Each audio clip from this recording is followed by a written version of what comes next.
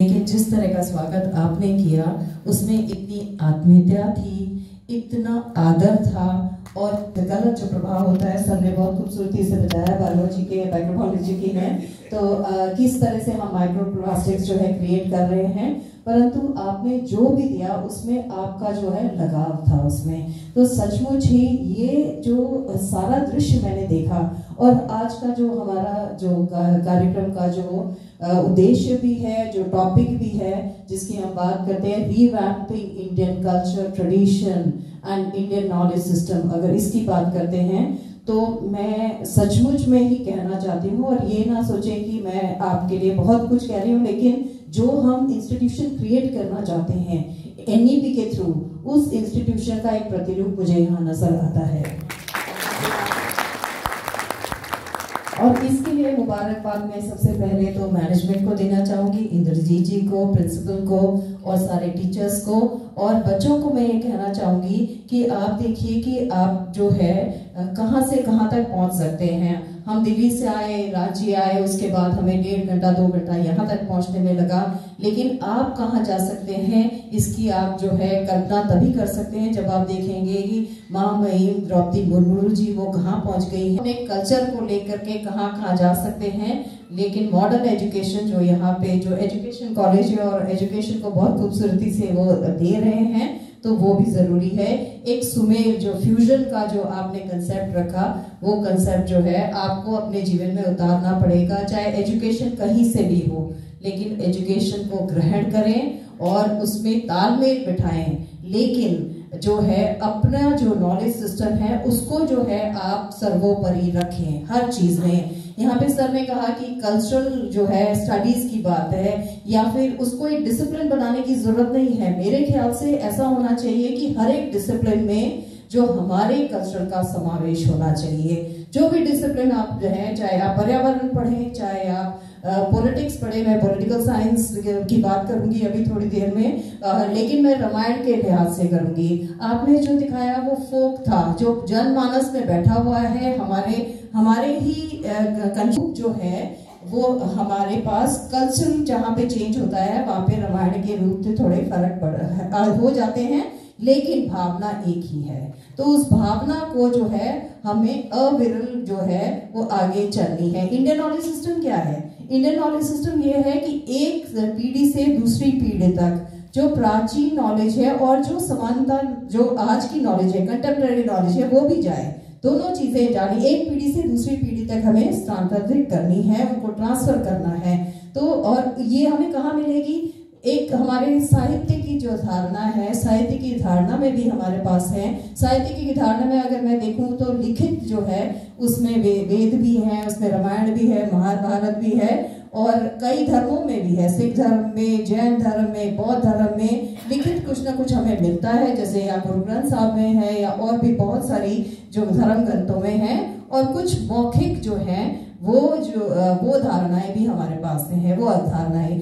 कैसे, कल पद्मश्री सर ने बहुत अच्छे अपने जो पोयम और अपने विचार रखे, तो कुछ मौखिक जो चीजें हमारे पीढ़ी दर पीढ़ी चली आ रही हैं, वो मौखिक जो चीजें हैं उनको भी हमने आत्मसात करना है, अपने जो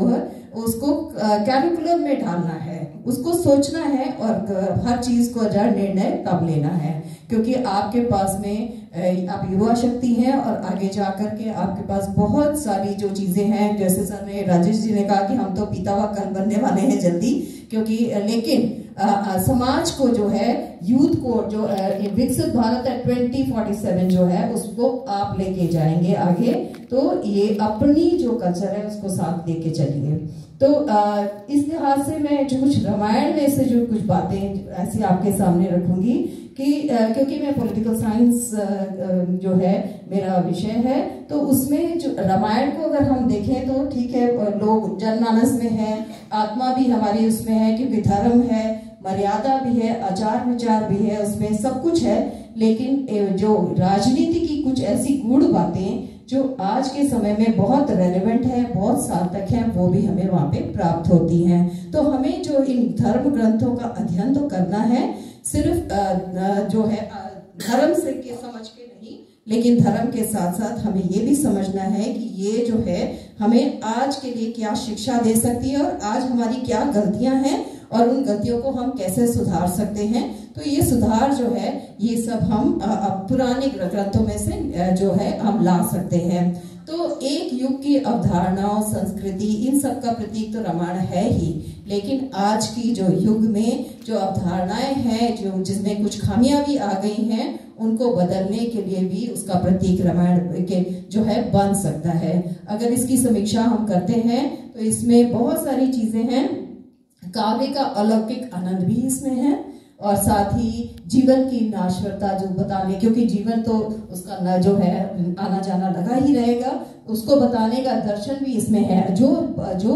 व्यक्ति इस बात को समझ लेता है वो अक्यूमुलेशन जो कैपिटलिज्म में है उसको करने के लिए उसको समझ आ जाएगा कि इसका कोई फायदा नहीं है। तो विमान शास्त्र की बात करी अभी थोड़ी देर पहले सर ने करी, विमान शास्त्र की कितना उन्नत था उस समय, या वो तकनीक भी है, मुहूर्त का विज्ञान है। किस मुहूर्त में, क्योंकि ज्योतिषी की अगर मैं बात करूं तो ज्योतिषी भी एक विज्ञान ही है, उसको एक गणित है और जो नहीं समझ पाते वो शायद वो गलत जो अपनी